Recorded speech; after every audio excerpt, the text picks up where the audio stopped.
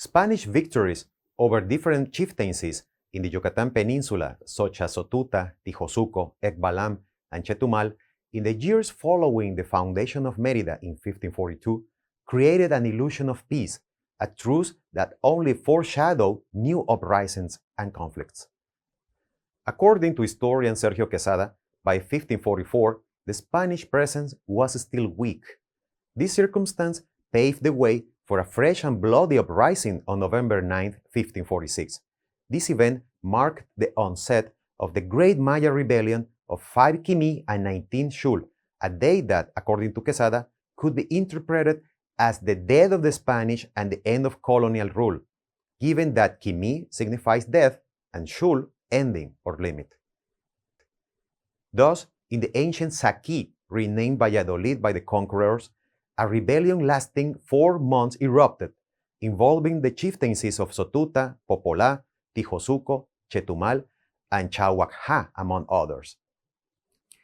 Reasons for a new conflict were plenty, but among them, the fierce Maya spirit that resisted the abuses of the encomenderos stood out.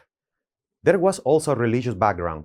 The ancient Maya priests slowly saw their influence and power wane in the face of the Spanish presence. Once the conflict began, the Maya forces displayed all their hatred towards the invaders. Thus, Quesada writes that the Spanish men, women, and children, and their allies, were, quote, crucified, used as targets for arrows, roast on copal incense burners, or sacrificed by having their hearts removed. The abuse and mistreatment from the encomenderos had taken effect since, not satisfied with that lesson, the rebels sent parts of their enemies to other towns to compel them to join the battle. The resentment was great, and not satisfied with those deaths, the Maya warriors sought to eliminate everything that had a Spanish essence, as they killed animals and plants from the old continent, as well as the indigenous people who had sided with the foreigners.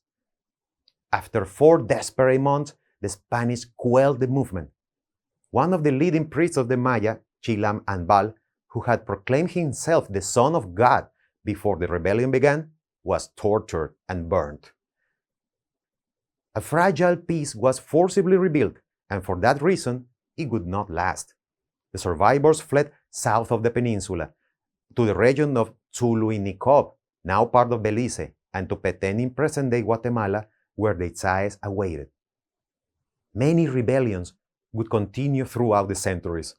War, death, and rebellion made the Yucatan Peninsula one more of their homes.